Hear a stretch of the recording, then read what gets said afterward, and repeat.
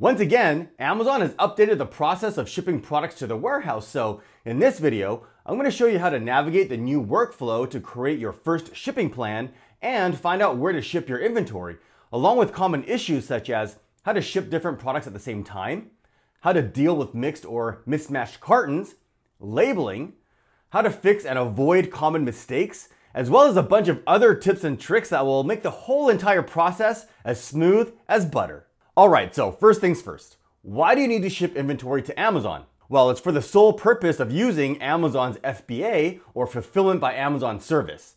This is when anytime you make a sale, Amazon will handle all of the logistics from storing your inventory, picking and packing your products, shipping, customer service, as well as handling any of the returns and refunds. If you plan to do FBM, which stands for Fulfillment by Merchant, where you plan to ship all the products to your customers anytime you make a sale, then you don't need to ship anything to Amazon. So at this time, I want to address a common question. I see a lot of sellers asking why they need to ship their inventory to Amazon when there's an Amazon warehouse close to where they live. Why can't they just drop it off? Well, you can't.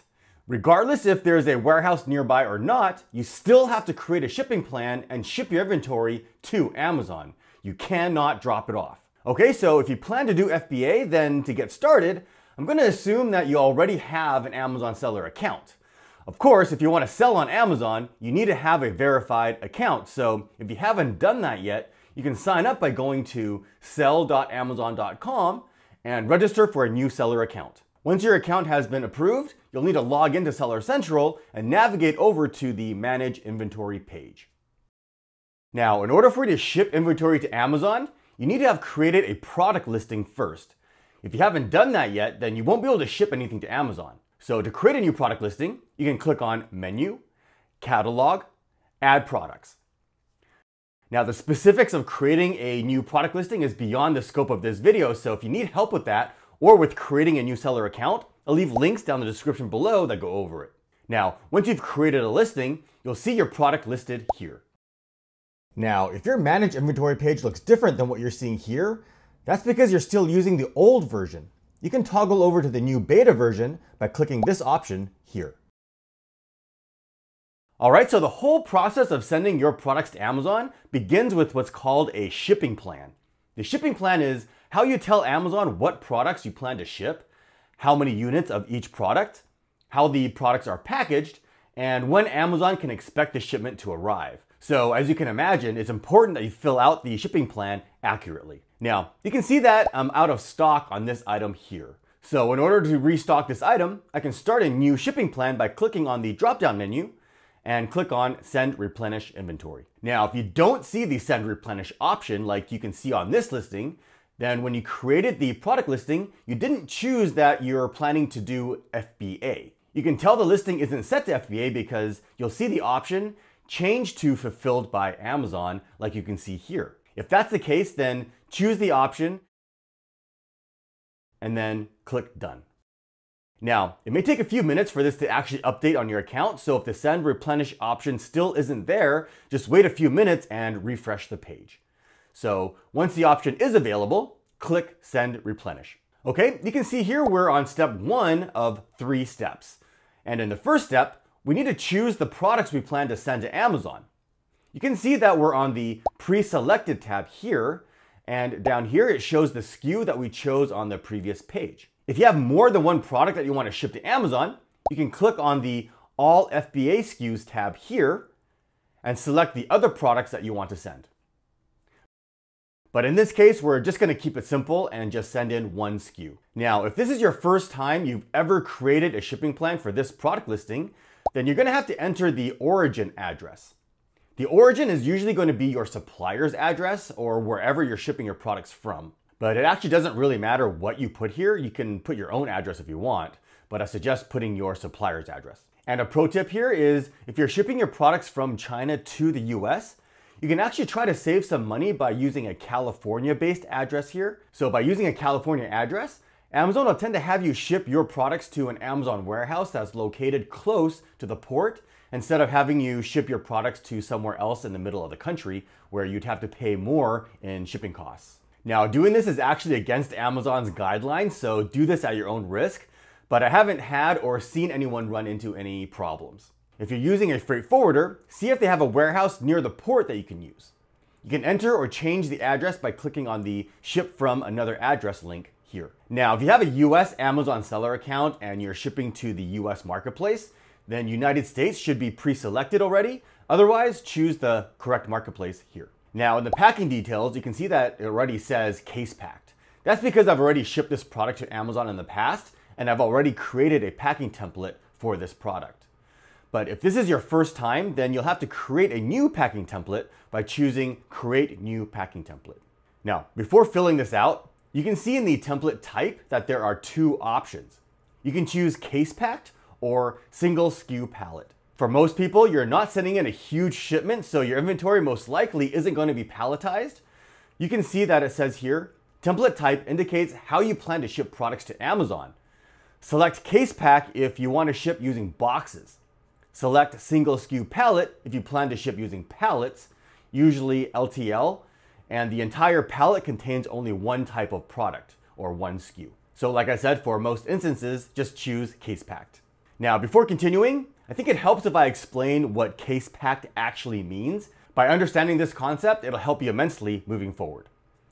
As you can see, directly from Amazon's packaging guidelines, it says, all products in a box must have matching SKU and condition, and must have been packaged together by the manufacturer. All boxes with the same product must contain equal quantities of that product in each box. For example, a case pack of 24 units must always contain 24 units. The case pack limit is 150 units per case. Okay, so what does that mean? It means inside each box, or it's also called a shipping box or shipping carton or master carton, it must contain exactly the same product. You can't mix and match. And each carton must also contain the same count of that product. You can't have different counts when you're shipping in multiple cartons. Now, to avoid further confusion, the product is also called a unit. A unit is what the buyer gets when they make one purchase from you. So for example, let's say you're selling a red toothbrush. The red toothbrush is considered one unit. Every case packed shipping carton must only contain the red toothbrush. You can't mix in green ones or blue ones. And if your supplier packaged 100 units in a shipping carton, then all of those shipping cartons must also contain 100 units of the red toothbrush inside. Now, to drive the point home, let's say instead you're selling a pack of toothbrushes. It doesn't matter how many are in the pack. It can be a 2-pack or a 6-pack. The whole pack of toothbrushes is still considered one unit. It doesn't matter if you're selling a toothbrush bundled with toothpaste, for example. The bundle is still considered one unit. One unit is whatever the buyer gets when they buy one item from you. Okay, make sense? Now over here, give the template a name. I suggest giving it a descriptive name so you know exactly what the template is. For example, I'm going to call this template Case Packed 60 Units. That way I know what the template is just from the name. In the units per box, obviously enter the number of units, so in my case, 60. And in the box dimensions, enter the size and weight. You can get this information from your supplier. Make sure this is accurate.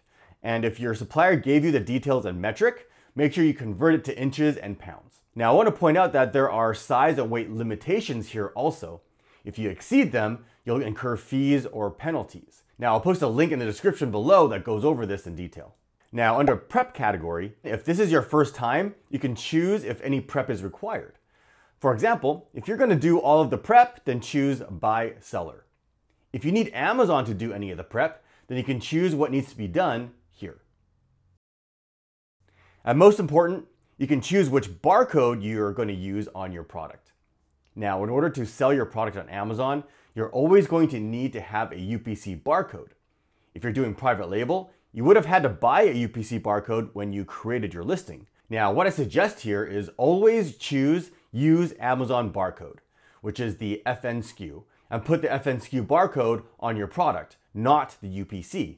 If you want to learn more about barcodes, where to buy them, and why I suggest using the FN SKU, I'll post a link to a video down in the description below. But first, smash the like button for the YouTube algorithm. It helps out the channel more than you know, and I would really appreciate it. So thank you.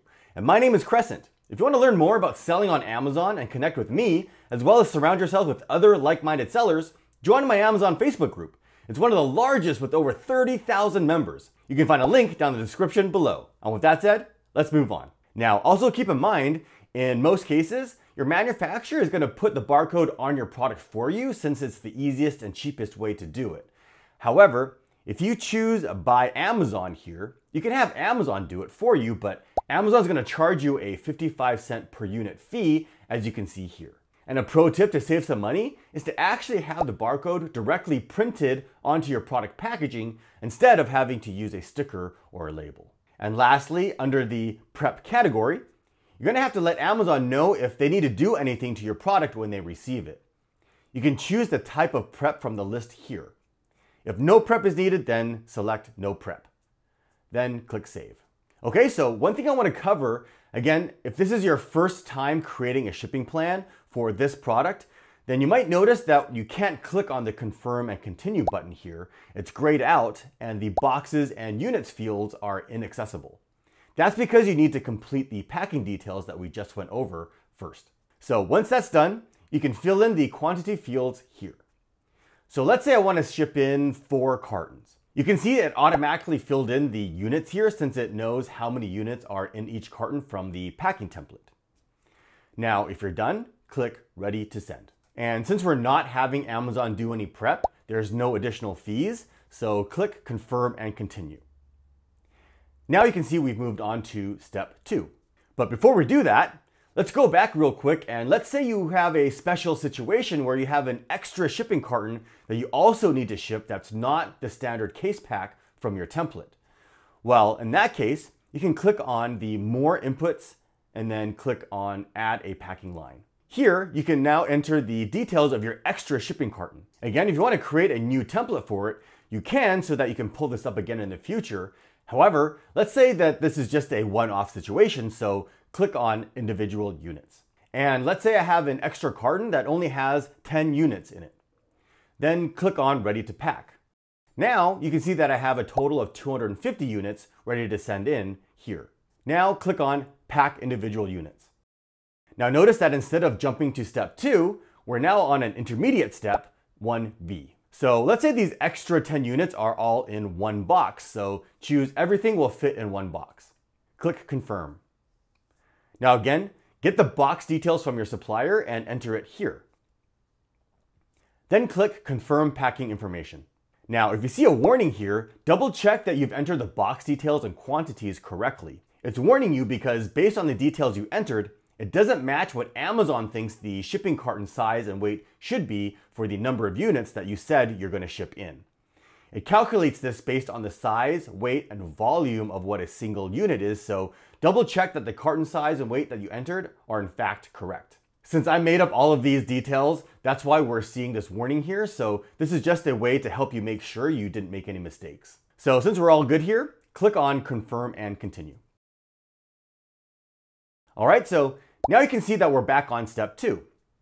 The first thing you'll need to do here is set the ship date. It doesn't have to be exact, but you should try to be as accurate as possible. You can always change it later if you need to. Okay, next is the inbound placement service. Here's where we can choose how you want to ship your inventory to Amazon. You can see in this case, there are several options to choose from, each with an associated fee. If you choose the suggested option here, you can see that Amazon wants me to split the shipment up into 3, and there's a placement fee of $162.50. And if I only want to do a single shipment, there's a $675 fee. However, there is a no fee option here if I split the shipment up into 4. And you can see that when I choose this option, it shows down here the 4 different Amazon warehouses that it wants me to ship to, as well as how many units to ship to each warehouse. Now, you can actually set a default shipping option in the settings. Click on Settings, Fulfillment by Amazon, Inbound Settings, and you can adjust the options here. Amazon Optimized Shipping Splits is going to be the cheapest option, so you can set that as default. You can see that it says here, send your inventory to multiple locations yourself for a reduced or no fee if you select partial or Amazon Optimized Shipment Splits. If you want to learn more about these options, you can read more about it here, and I'll leave a link to this page down in the description below. Now, it helps for you to get quotes from your freight forwarder to see if in fact it will be cheaper for you to split up the shipments. For example, it might end up actually being cheaper for you to only ship to 3 warehouses instead of 4 and pay the fee. So get a quote and do the math. All right, next is the shipping mode. Basically, if you're just starting out on Amazon, you're always going to choose SPD, which is small parcel delivery. These are loose cartons that are not on a pallet.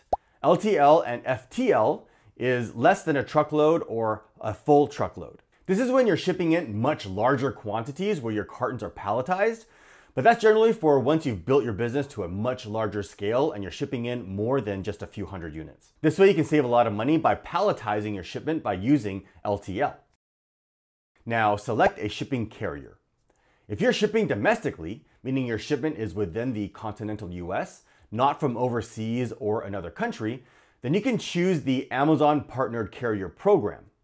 This option allows you to take advantage of Amazon's shipping discount through UPS and save as much as 50 to 75% or more to ship your inventory to Amazon. You can see that to ship what we have here, it only costs $103.37.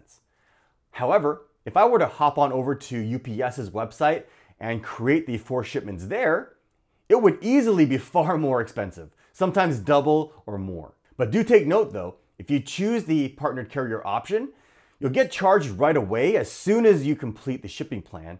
And if you decide to change your mind later, you only have 24 hours to cancel the shipment to get a refund. Now, in most cases, if you're shipping from outside the US, like from China, directly to an Amazon warehouse, then you're always going to choose non-partnered carrier and pick a carrier from the drop-down menu here. Now, it really doesn't matter which carrier you choose, it's mostly just for your own reference. So if you don't know, just choose other. So in this case, since we're choosing non-Amazon partnered carrier, you can see that the fees are $0. Okay, now let's review the shipments. You can see here that we have 4 shipments, each going to different Amazon warehouses, and the number of units to ship to each warehouse here. Now, you're required to enter a delivery window for each shipment. It's extremely important that you try to be as accurate as possible. Amazon has a new policy now that if your shipment misses the delivery window that you specify, it can affect your account health as well as slow down the shipment process. So if your delivery changes for whatever reason, make sure you update the shipping plan and adjust the delivery window accordingly. You can see here that it says, this delivery window can be edited in the final step up to July 1st, 2024. You can read more about the delivery window requirements on this page here, and I'll leave a link to this page down in the description below. Now, once you've set the dates, you can review the summary here, and if everything looks good, click on Accept Charges and Confirm Shipping. Okay, and now on to step 3, print box labels. You can see here the summary of the shipments and the warehouses that Amazon wants you to send each shipment to. Here's where we can print or download the shipping labels that need to go on each shipping carton. Usually the default option here is fine, but if you want to change the label size, you can. Click on Print. Now, you can either print it or download it as a PDF and email it to your supplier or freight forwarder for them to place on your shipping cartons. And of course, you'll need to repeat this process for all of the shipments. But make sure the correct label goes on the corresponding carton, especially since Amazon is specifying different unit quantities in each shipment. Now, if you hired a freight forwarder, some of them might make this whole shipping process a lot easier for you by actually creating a shipping plan for you on your account. So if you want them to do that, make sure you ask them to see if they offer that service. Now, one very important topic that I want to cover is a mistake I see so many beginners make. These shipping labels are here for Amazon's internal use only. It's specifically for Amazon to identify the shipment when it arrives at the Amazon warehouse. These shipping labels have nothing to do with the actual physical shipping of your products. So if you didn't use the Amazon Partnered Carrier Program, then you or your freight forwarder still needs to arrange the actual shipping through a shipping carrier like FedEx, UPS, or DHL.